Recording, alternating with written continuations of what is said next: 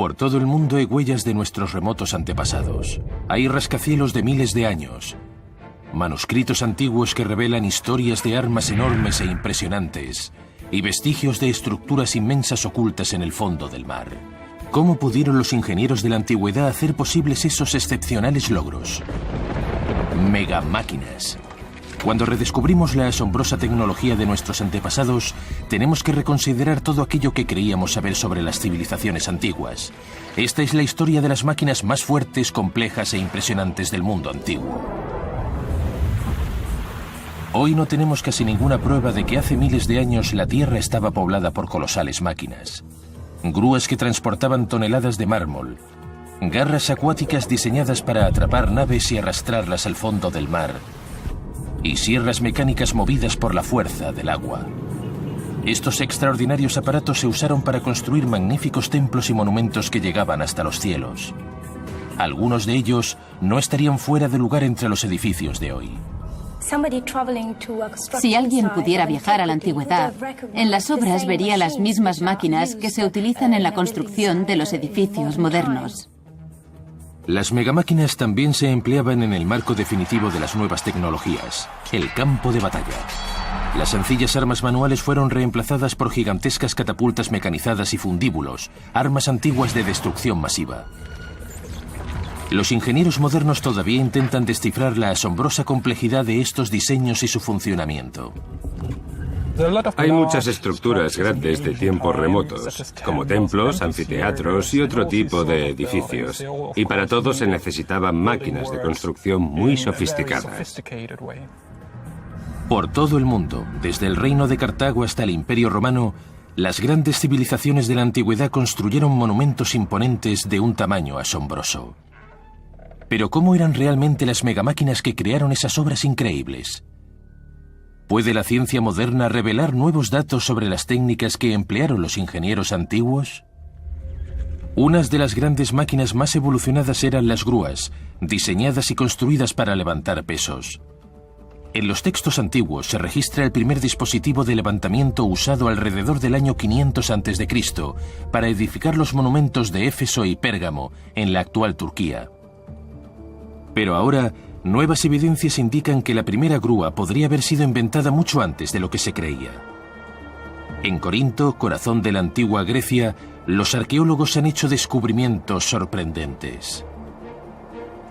Durante una reciente expedición, los investigadores de la Escuela Estadounidense de Estudios Clásicos en Atenas desenterraron 2 sarcófagos de piedra caliza de casi 3000 años de antigüedad. Sabíamos que aquí había una tumba porque se veía parte del sepulcro, aunque los alumnos que trabajaban conmigo estaban un poco inseguros. Después de un par de días excavando, encontramos una enorme lápida y supimos que era un enterramiento importante. Los arqueólogos estaban totalmente desconcertados con esos enormes sarcófagos por una simple razón: su peso. Miden aproximadamente 3 metros de largo por unos 2 metros de ancho. De este a oeste, es un sarcófago muy grande. Con más de 3 toneladas cada uno, es imposible que los sarcófagos fueran bajados a las tumbas manualmente. ¿Cómo pudieron los antiguos griegos llevar a cabo una maniobra de tanta precisión con objetos tan colosales? Probablemente la manera más fácil sería transportar la piedra sobre rodillos, usando bueyes para tirar de ella, y luego situar el sarcófago sobre la fosa, siguiendo el mismo procedimiento. Luego atarían el sarcófago con unas sogas, las enrollarían a los llamados postes de Sansón y mantendrían suspendido el sarcófago. Apartarían los rodillos y lo bajarían deslizando las sogas por los postes hasta colocarlo en su sitio. Los arqueólogos tienen una nueva teoría. Los antiguos griegos podrían haber utilizado grúas para bajar los sarcófagos a las tumbas. Se cree que esas grúas tenían una estructura en forma de marco. Las sogas se enrollaban alrededor de la viga transversal y podían controlar el descenso de los sarcófagos. Aquí, bajo tierra, hay una arquitectura funeraria monumental. Y debemos retroceder en el tiempo al 900 a.C. para hallar monumentos erigidos en la superficie. Todavía intentamos desvelar el misterio de los sarcófagos de Corinto y de las primeras grúas, que nos hacen pensar que las megamáquinas antiguas podrían estar bajo la superficie terrestre aguardando a ser descubiertas. Si las antiguas grúas fueron utilizadas por primera vez para los sarcófagos de Corinto, era necesario un auténtico genio para comprender la compleja ciencia detrás de su funcionamiento. Su nombre era Arquímedes. Arquímedes vivió en el año 200 a.C. en Siracusa, la moderna Sicilia. Se convirtió en el padrino de los inventores, un visionario con ideas muy avanzadas a su tiempo. Arquímedes descubrió un principio matemático que sirve ahora de base para innumerables máquinas modernas, desde grúas a automóviles: la palanca. Dedujo que se podían levantar objetos muy pesados usando poca fuerza con la palanca y el ángulo de elevación adecuados. Su famosa frase afirmaba que si le daban una palanca lo bastante grande, podría mover el mundo. La codificación del principio de la palanca de Arquímedes fue lo que permitió que fuera usada de forma más sofisticada como componentes de máquinas más grandes. ¿Pusieron en práctica sus coetáneos sus revolucionarias ideas? Este dibujo representa un dique construido en el puerto de Amathus, Chipre, para proteger a la flota naval de los envites del mar. El puerto fue un logro monumental. Se colocaron 5.000 inmensos bloques de piedra que pesaban más de 3 toneladas cada uno para protegerse del mar Mediterráneo. Esto habría sido una máquina compuesta que usaría palancas, poleas de multiplicación y probablemente algún dispositivo de rebobinado que permitiría levantar grandes pesos. Ingeniosamente, cuando se terminaba una sección, la grúa se deslizaba hacia la próxima. La grúa del puerto de Amathus transformó las grúas en megamáquinas móviles y dinámicas, capaces de adaptarse a los requisitos de casi cualquier terreno. Había otra megamáquina griega indispensable para construir, tal vez la estructura de mayor influencia en el mundo antiguo. Durante el período clásico, entre el 450 y el 330 a.C., se edificaron 3 templos importantes sobre las ruinas de la Acrópolis: el Erecteión, el Templo de Atenea y el Partenón. El Partenón combina la singularidad de la arquitectura antigua y el más alto nivel estético que se pueda encontrar. Tiene todos esos pequeños secretos que hacen la diferencia. Este edificio es el mayor de los grandes logros de los antiguos griegos. Ha resistido en la cima de la Acrópolis de Atenas durante cerca de 2.500 años. La construcción de los templos griegos nunca ha sido superada. Cada uno de los grandes bloques era esculpido a mano y colocado en su lugar con una compleja grúa. Sabemos mucho de sus grúas gracias a la información dejada por los constructores antiguos en algunas representaciones y grabados en mármol. Como máximo las manejaban 10 hombres. La grúa tenía 27 metros de altura y podía moverse en paralelo al edificio. Y también inclinarse para levantar la piedra, moverla horizontalmente y luego bajarla lentamente al nivel de su emplazamiento. ¿El secreto de esta megamáquina? La productividad. Las megagrúas de la Edad Clásica podían levantar hasta 20 toneladas. Estos cabestrantes multiplicaban por 20 la eficacia de los obreros y las poleas la incrementaban 3 veces más, así que la combinación de cabestrantes y poleas suponía que el trabajo de 10 hombres se convertía en el de 600. Casi de la noche a la mañana, la productividad se disparó. No es extraño que las megagrúas de Atenas pudieran levantar un bloque de piedra cada 15 minutos y que el Partenón se terminara en menos de 10 años, una décima parte de lo que se tardó en construir la gran pirámide en Gizeh. Hay quien cree que hoy no somos lo bastante diestros para igualar la calidad del trabajo de los antiguos griegos, que tallaban y colocaban las piedras con gran precisión. Nadie sabe con exactitud los secretos de los obreros. No hay suficiente información acerca de sus procedimientos. Estamos intentando entender cómo lo hacían. Es imposible meter nada entre estas juntas. Unir así 2 mármoles supone dominar una técnica perfecta. Hoy nos parece increíble. Hay evidencias de que las grúas antiguas se usaban en todo el mundo, Incluso hay pruebas de que se usaban grúas en circos y teatros. Los textos antiguos muestran que se usaba un artilugio para levantar objetos durante rituales ocultos al que llamaban el oráculo de la muerte. Narcotizaban a la gente y la llevaban a una cueva oscura. Ahí veían al sacerdote suspendido de una grúa como a los magos de nuestros días. Para la gente de aquel tiempo, eran los espíritus de los muertos que flotaban sobre ellos. ¿Podían los antiguos crear máquinas tan complicadas?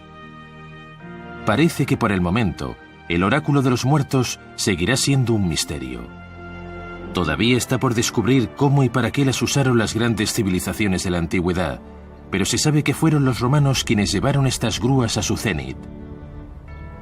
¿Podremos desvelar por fin los detalles desconocidos sobre las megamáquinas que levantaron el imperio más grande del mundo antiguo?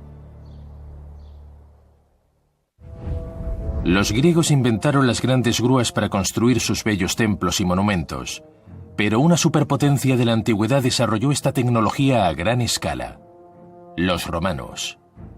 El poderoso imperio romano se extendía más de 5.000 kilómetros, desde Gran Bretaña hasta Jordania. Mantener este gran número de pueblos bajo el yugo romano requería que las conquistas fueran seguidas inmediatamente por programas de edificación, y levantaron monumentos que intimidarían durante siglos a los territorios derrotados. Pero los romanos no tenían cientos de años como los egipcios para construir esas inmensas estructuras. Buscaron técnicas rápidas, y para ello inventaron grandes grúas para erigir edificios en un tiempo récord. Roma encargó de la ingeniería a su mejor arquitecto, un hombre llamado Vitruvio. Creó varias grúas de diseño futurista que fueron decisivas en la construcción de las colosales estructuras del Imperio Romano. Su diseño más prestigioso usaba una rueda para multiplicar el gran poder de elevación de la máquina. La rueda era movida por un equipo de 5 hombres que andaban dentro. También usó una ingeniosa técnica para levantar bloques de mármol. Se insertaba un juego de cuñas de metal que encajaban en un hueco abierto al efecto en el bloque. Cuando las 3 cuñas estaban en su lugar, se cerraban con un perno y ya se podía levantar el bloque. El propio peso de los bloques ayudaba a que se asentaran firmemente en su lugar cuando los levantaban. Era un método ingenioso para levantar bloques de piedra sin necesidad de sogas.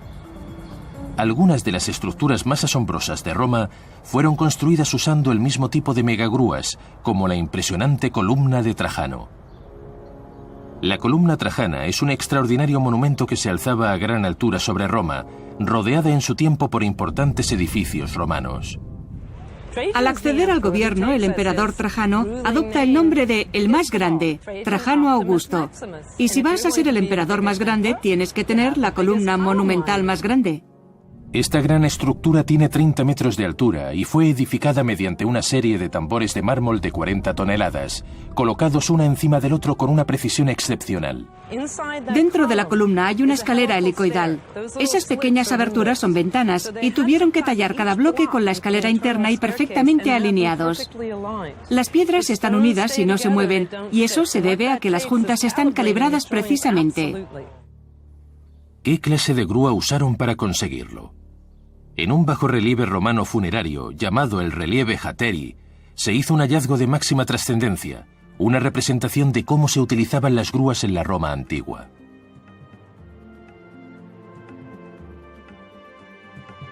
Revela que los romanos usaban sistemas de poleas quíntuples movidas por 5 obreros especializados, y es una prueba fehaciente de que los romanos tenían una tecnología en grúas más avanzada que cualquier otra civilización del mundo antiguo.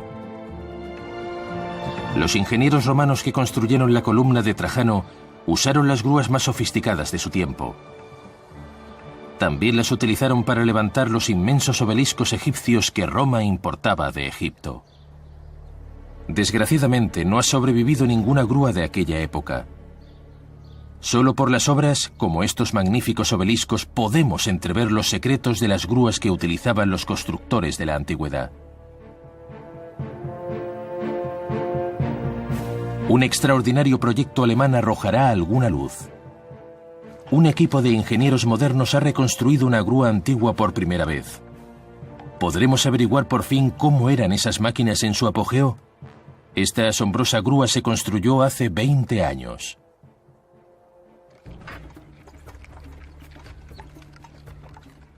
Esta parte de la grúa es el cabestrante, el punto donde se coloca la polea. Son necesarios 4 hombres para mover estas palancas y enrollar el cable en este eje vertical. Del cabestrante de la grúa principal sale un cable y este cable llega hasta la rueda principal. Este es el principio básico de la transmisión. Mientras el cable está en el cabestrante, en la rueda grande, al mismo tiempo tienes las ruedas pequeñas del eje en las que se enrolla el cable y así se levantan las piedras. Ahí reside la fuerza de la grúa, en la transmisión. Y para cuadriplicar la fuerza se necesita 4 veces el largo del cable y así solo hay que hacer la 4ª parte de fuerza para levantarlas. Este extraordinario aparato está basado en el mismo principio que la moderna caja de cambios. La transmisión incrementa la longitud del cable necesario, pero reduce la cantidad de fuerza necesaria para la acción. Aquí pueden ver representado el levantamiento del bloque de piedra. Este es un conjunto de poleas, y como ven, hay varias poleas aquí abajo, y otro juego de poleas aquí. Tenemos una serie de máquinas alineadas, así que cada vez que se reduce la fuerza necesaria, se incrementa la longitud del cable, y si se hace varias veces, aumenta mucho la eficacia.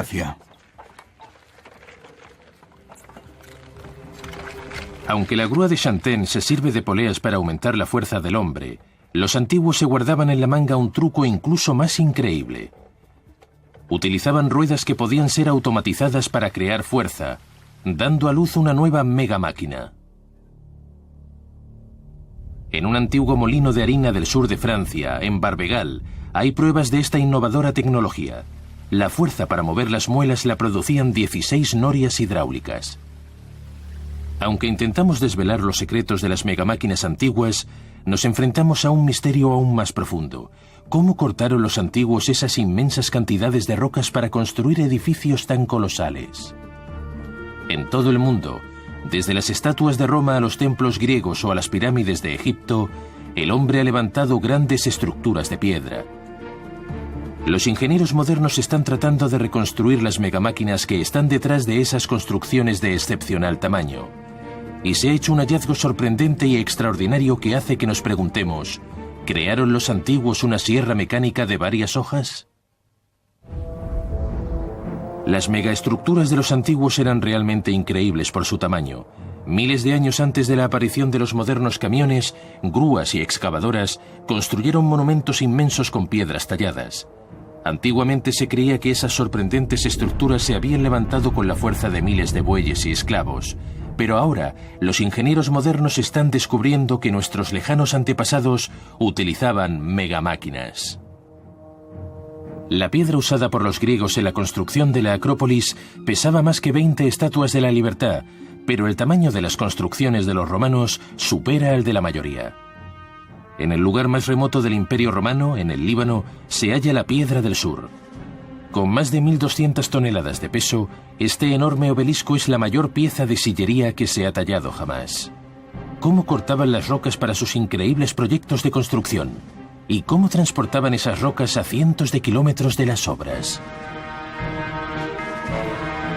Nuestra búsqueda por descubrir las megamáquinas que cortaban y trasladaban las piedras desde Jordania nos lleva 4.500 años atrás, al antiguo Egipto y a la legendaria pirámide de Gizeh. Se tardó un siglo en colocar en su lugar los 2.400.000 bloques de piedra caliza, pero ¿qué máquinas usaron los egipcios para crear esta maravilla del mundo antiguo? Hay un gran montón de ladrillos y escombros. Son los restos de una rampa de construcción que usaban para subir las piedras que emplearon en la construcción de la torre de la entrada. La torre no se llegó a terminar y cuando se limpió el templo en el siglo XIX y a principios del XX, se dejó este montón como ejemplo de la técnica de construcción empleada. Las rampas se levantaban a ambos lados del edificio, permitiendo que 2 equipos distintos trabajaran simultáneamente. En el templo de Karnak de Egipto, descubrimos más pistas respecto a las técnicas de los antiguos constructores de templos. Cuando tenían apiladas las piedras, en cualquier parte del templo que estuvieran construyendo, como esta columna, las cortaban dándoles la forma que querían. Lo que hacían era apilar las piedras y luego esculpían el templo. Estos bloques se cortaron con una forma redondeada y luego los trabajaron desde arriba, cortando y cortando hasta conseguir las dimensiones y la forma deseada. Pero, ¿cómo levantaron estas rocas de 1000 toneladas y cómo las transportaron por todo Egipto?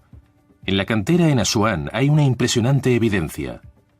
Este es el famoso obelisco incompleto, todavía unido al lecho rocoso. Excepcionalmente aquí se puede ver un trabajo en progreso del mundo antiguo. Este inmenso proyecto fue abandonado repentinamente porque se abrió una grieta en la base. Tiene 40 metros de largo y si se hubiera terminado, habría pesado 1000 toneladas. Retirar una pieza del lecho rocoso como el obelisco incompleto de Asuán habría sido problemático incluso actualmente. Con la maquinaria que tenemos y los aparatos de levantamiento de que disponemos, sería una tarea muy difícil. Cómo lo hacían sigue siendo un misterio, pero obviamente lo hicieron. ¿Cómo pudieron hacer eso los egipcios sin la ayuda de grúas? Una de las teorías es que arrastraban los obeliscos por un terraplén artificial y luego lo bajaban a una fosa en forma de embudo y retiraban la arena del fondo. Dejaban caer el obelisco, lo iban colocando en vertical y luego quitaban la rampa. Otra alternativa era levantar el obelisco a 34 grados e izarlo tirando de varias cuerdas. Pero pruebas recientes indican que los egipcios estaban mucho más avanzados de lo que pensábamos. En un lugar de Karnak, los arqueólogos hicieron un hallazgo extraordinario, un enorme bloque de piedra que no parece haber sido tallado a mano, sino por una máquina de alta velocidad. ¿Desarrollaron sierras mecánicas los egipcios? En este suelo de basalto pueden ver claramente la marca dejada por la sierra cuando estaban cortando el bloque. Existen pruebas que indican que en las canteras se usaban estos mecanismos para cortar grandes lajas de piedra. Se ha sugerido que podría ser una máquina con un marco anclado a la pared de la cantera. Debían de colocar un gran bloque sobre la máquina y debajo una sierra para cortar la piedra. La máquina sería movida por varios equipos de bueyes. Hombres y bestias trabajarían juntos para cortar la roca. La misma idea se aplica en esta cantera moderna de Egipto. Aquí se han cortado millones de toneladas de piedra caliza, usando una sierra mecánica, pero reemplazando los bueyes por un poderoso motor diésel. Los antiguos egipcios usaron sierras para tallar las piedras de algunos de los mayores monumentos que ha creado el hombre. Pero en Jerash, en Jordania, hay evidencias que revelan que los antiguos también desarrollaron un método de corte aún más avanzado. Cerca de la ciudad de Amán, en Jerash, se encuentran unas asombrosas ruinas. Los arqueólogos creen que estos son los restos de un antiguo taller usado como factoría para cortar piedra a escala industrial. El material de construcción preferido por los constructores bizantinos era la piedra caliza remozada con revestimiento de mármol, una técnica que abarataba los costes y que también utilizaban los romanos en los bellos edificios que se extendían por todo su vasto imperio. Se cree que estas sencillas lajas de piedra caliza son la clave para revelar un fascinante secreto. ¿Tienen señales de una antigua megasierra mecánica? Esto es un tambor, parte de una columna. En el periodo bizantino trajeron este tambor a este taller para cortarlo en lajas. Es muy perfecto, lo que significa que no puede haber sido hecho a mano, está cortado con una máquina. Esto es una reconstrucción de la máquina que se cree podría haber sido usada aquí. Cientos de litros de agua suministraban energía a una rueda hidráulica conectada a un eje central de madera, que proporcionaba la inmensa energía necesaria para mover las grandes cuchillas. Sabemos dónde estaba la rueda por la ubicación de las excéntricas. Las excéntricas habrían sido el puntal de esta máquina y estarían conectadas a dos bancos de 4 cuchillas que cerraban con toda precisión los pilares de mármol.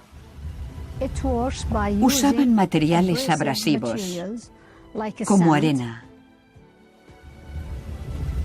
La fricción por arena permitía que las hojas de hierro cortaran la piedra. La sierra automática de varias hojas de Jerash es un nuevo y fascinante descubrimiento. Creemos que hace miles de años pudo haber sierras similares en todo el mundo. Por consiguiente, las megamáquinas automáticas no son exclusivas del mundo moderno. En realidad fueron inventadas por los antiguos. Nuevamente, fueron los romanos quienes llevaron esta megamáquina antigua a su cenit. En textos escritos hace 2000 años por el ingeniero romano Plinio, se describe un extraordinario aparato de corte sin igual en el mundo antiguo. Plinio describe lo que se cree pudo ser la primera sierra movida por agua, pero solo es eso, una descripción. Nadie sabe si el diseño funcionaría en la práctica. Richard Windley es constructor de maquetas y experto en la recreación de inventos de nuestro pasado remoto. Esta es una pequeña maqueta que representa una de las formas que podría tener esa máquina. La fuerza motriz es suministrada por una rueda hidráulica. La rueda hidráulica gira y el eje de la rueda está conectado a la rueda principal de la cinta. Usa un sistema de abrasión, probablemente arena de esmeril. El esmeril se mezclaría con agua. Se supone que un obrero se sentaría sobre la piedra y dejaría caer la lechada de esmeril sobre la hoja giratoria. Cuando el bloque ha sido cortado completamente, se coloca el próximo y se empieza a cortar. La sierra antigua de Plinio, movida por arena, cables y agua, es la clave para descubrir cómo tallaban los romanos sus inmensas estructuras de piedra. Cuando los antiguos empezaron a dominar máquinas con las que podían abrirse camino en la roca, empezaron a desarrollar megamáquinas que pudieran abrir el camino a las personas en el campo de batalla. Crearon grandes máquinas de guerra, terribles máquinas de asedio capaces de destruir ciudades y antiguas superarmas que hundían flotas navales. Aunque puede parecer extraño pensar en ello ahora, los griegos y los romanos desarrollaron catapultas inmensas con las que lanzaban grandes pesos para destruir muros. Sus máquinas de asedio eran terroríficas y tenían un arsenal de armas muy poderosas. Sus enormes catapultas utilizaban sogas retorcidas para crear torsión y disparaban grandes bolas de piedra contra los muros de los castillos. Las catapultas más grandes, las megacatapultas, medirían entre 7 y 10 metros de altura, y es evidente que psicológicamente desalentaban a los defensores. Esas megacatapultas eran capaces de derribar almenas y dejar fuera de combate a filas enteras de soldados. Debía de ser terrorífico enfrentarse a una máquina de esas. En la Edad Media hubo un salto espectacular en la tecnología que llevó a una de las máquinas de guerra más destructivas que el mundo conocía. Las poleas, las sogas y las ruedas usadas en las grúas griegas y romanas fueron adaptadas a un sofisticado sistema de armas. En el castillo de Warwick, Inglaterra, un grupo de historiadores y reconstructores ha desarrollado una réplica de una de esas megamáquinas de guerra. Lo que hemos conseguido es una catapulta de asedio del siglo XIV llamada fundíbulo. La inventaron los chinos en el siglo III. Su tecnología se extendió a Oriente Medio y desde allí alrededor del siglo XI llegó a nosotros, cuando los europeos fueron a las cruzadas. El motor principal de esta asombrosa máquina es un inmenso juego de ruedas por cuyo interior se camina. Cuando las ruedas giran, gira el eje central, donde se enrolla la soga del cabestrante, que, como pueden ver, está conectado al brazo de arriba. Los hombres, usando solamente los músculos de las piernas, levantan un peso de 5,5 toneladas. Los soldados manejan la máquina como cobayas en una rueda. Su propia fuerza bruta les daba su capacidad de destrucción. Cuando el brazo baja, prepara el gatillo. Así, despacio. Engánchalo. Y luego, metemos el gatillo de metal por la anilla. Los hombres tendrán que desenrollar la cuerda para liberar el brazo lanzador. Toda la presión de esta inmensa máquina está centrada en el gatillo de percusión. Como ven ahora, las ruedas giran hacia el otro lado, desenrollando la cuerda para que quede floja. La energía de esta sencilla máquina de asedio era impresionante. Medimos la energía en julios. Un lanzador de béisbol profesional lanza la pelota con 2 julios de energía. Ahora no estamos lanzando una pelota de béisbol. Estamos lanzando una roca de 159 kilos con una energía de 120.000 julios. Eso es el equivalente a estrellar una camioneta de 1 tonelada contra una casa a unos 100 kilómetros por hora. Para nuestro experimento queríamos evaluar por primera vez la velocidad de esta gran arma. Uno de nuestros chicos ha conseguido una cámara de alta velocidad, como las de los radares de tráfico, y cuando hagamos esta toma intentaremos medir la aceleración de la bola y la velocidad máxima que alcanza cuando sale de la máquina.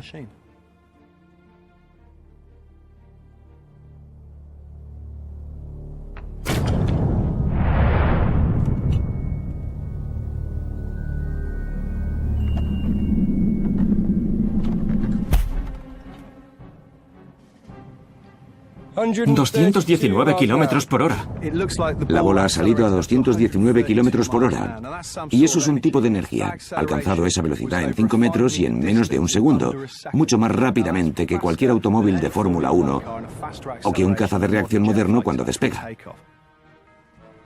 Sea un fundíbulo medieval, una balista griega o un manganel romano, con las catapultas de torsión de su tiempo no se preguntaban ¿derribaremos ese castillo?, sino ¿cuándo vamos a derribar ese castillo? ¡Dispara!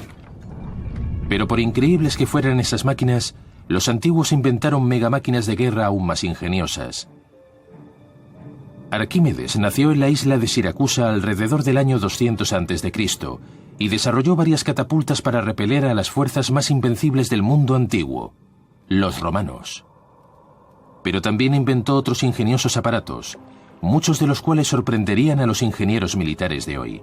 La isla de Siracusa tenía un único punto débil que la hacía vulnerable a las invasiones enemigas: el puerto. En respuesta, Arquímedes creó una defensa asombrosa y a la vez ingeniosa.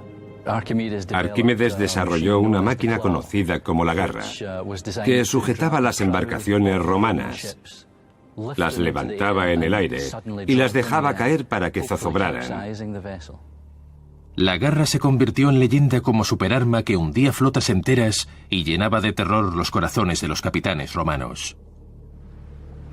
Pero ahora se cree que Arquímedes podría haber desarrollado una máquina aún más astuta.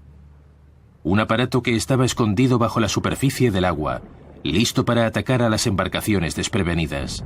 Era el sacudidor de barcos de Arquímedes. Si intentas neutralizar una embarcación, lo mejor es volcarla. Si consigues desequilibrarla y la gente resbala, tal vez puedes inclinarla lo bastante para impedir que remen. Y si lo consigues, no pueden hacer nada, ya los tienes. Aunque los registros arqueológicos son escasos, las historias sobre su existencia la relacionan con Arquímedes. La idea era que los barcos entraran en un puerto aparentemente sin defensa, pero sin saberlo, los soldados navegaban directamente hacia una gigantesca Venus atrapamoscas submarina.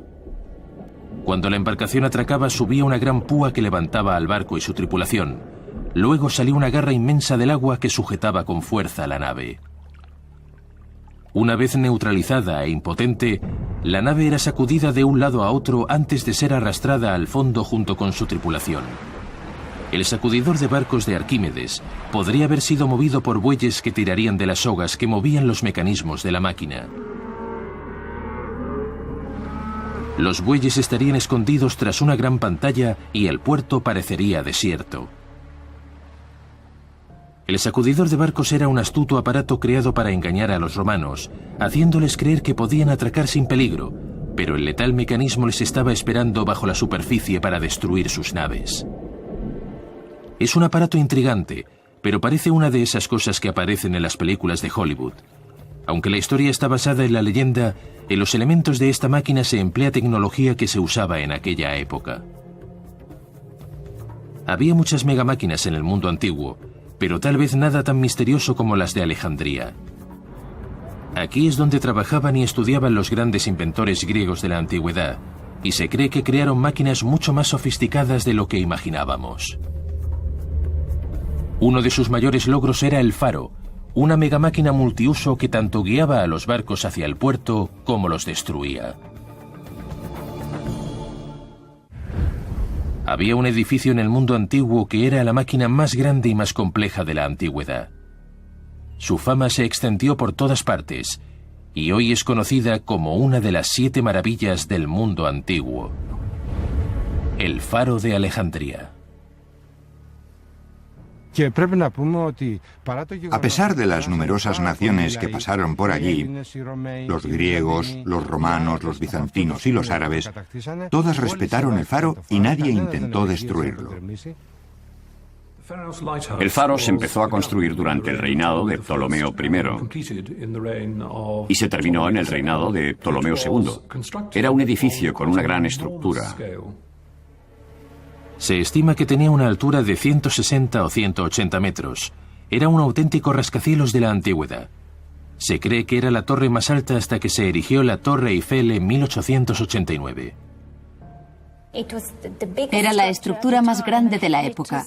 Y no era coincidencia que fuera construida en Egipto, donde había una larga tradición en la construcción de edificios enormes como las pirámides. El faro fue construido alrededor del año 290 a.C. Su función principal era guiar hacia el puerto en Alejandría. Hoy, en su antigua ubicación, hay un fuerte militar. Aunque no queda nada del faro, el puerto se ha convertido en un centro de interés desde que los arqueólogos hallaron hace poco restos que pueden obligarnos a reescribir los libros de historia. La mayoría de las piedras del faro fueron traídas del sur de Egipto. Hemos encontrado bajo el mar gran cantidad de granito y la mayor parte del faro se construyó con granito rosa de Asuán. A la sombra del faro hay unos misteriosos bloques de granito rosa.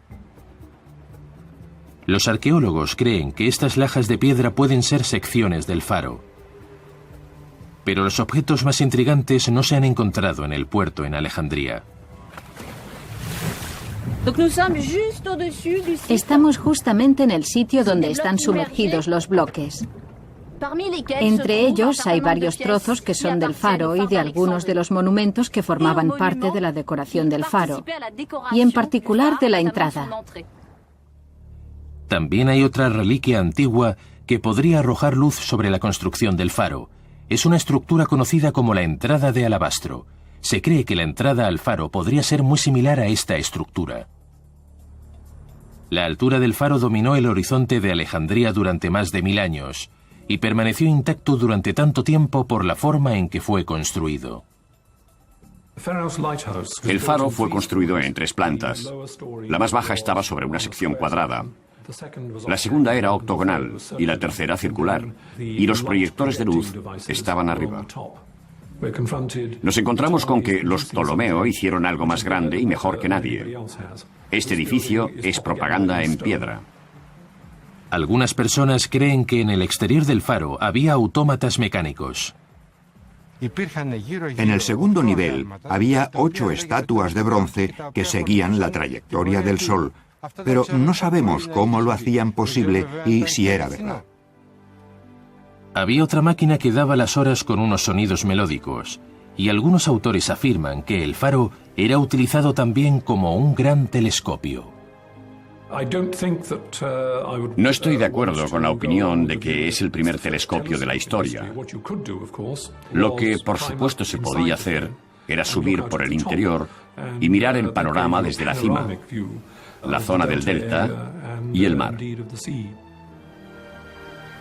Es una idea romántica pensar que el faro podría haber sido usado como telescopio y que el líder egipcio observara si los mandatarios de Constantinopla, la otra gran ciudad de la antigüedad, preparaban una flota para atacarles. Pero la curvatura de la Tierra no lo hubiera permitido. ¿Podría haber sido el faro un avanzado dispositivo de alarma? Richard Windley ha construido una maqueta de uno de los dispositivos que podrían haber formado parte del faro. Filón de Bizancio era uno de los grandes cerebros de su generación, y una de las cosas que se le reconocen es el diseño y construcción de un enorme dispositivo de alarma que estaba montado sobre el faro. Hay referencias a una sirena de vapor que utiliza una rueda giratoria. Hace 2000 años que el faro podría haber contenido un inmenso fuego. Esta torre habría producido el calor suficiente para alimentar dispositivos movidos a vapor. En este caso tenemos una caldera pequeña. El vapor de esta caldera sube por este tubo que tiene una llave de paso para controlarlo. Dentro de esta pequeña sección hay una rueda giratoria con unos pequeños agujeros. Gira de la misma forma que una turbina. La presión del vapor hace girar la rueda y eso produce un sonido. Cuando el aire es forzado a pasar a través de la alarma, impulsado por el vapor, el modelo de Richard revela algo extraordinario. El faro de Alejandría podría haber sido una sirena de alarma. No solo se habría usado el sonido, sino que los antiguos también podrían haberse beneficiado del poder de la luz. El faro era necesario para guiar a las naves sin peligro hacia el puerto de Alejandría. Sin embargo, necesitaban alguna manera de mantener un fuego y reflejar la luz para producir el haz. La verdad es que la luz del faro alcanzaba unos 50 kilómetros. Es un misterio tecnológico porque tenemos muchas incógnitas relacionadas con el fuego encendido en el faro.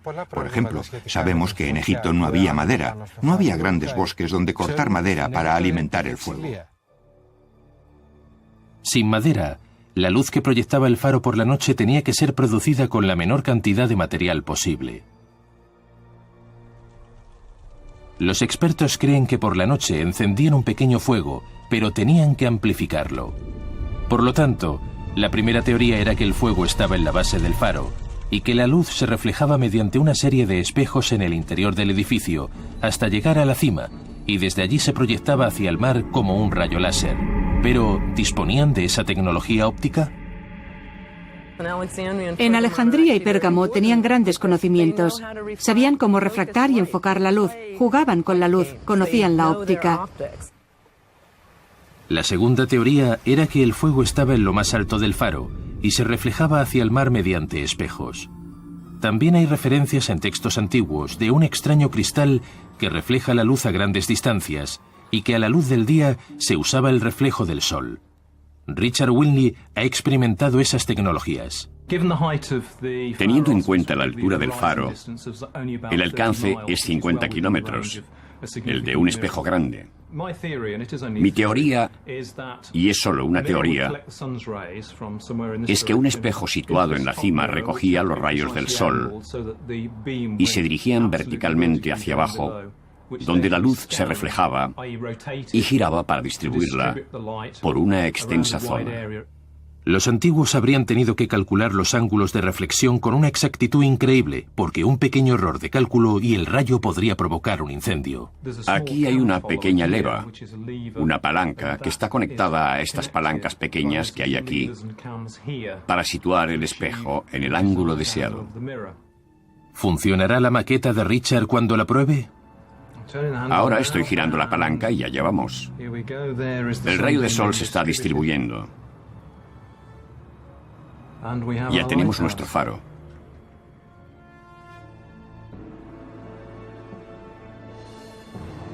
Pero hay otra extraña teoría que dice que el faro era una máquina con varios usos, una mega arma de la antigüedad.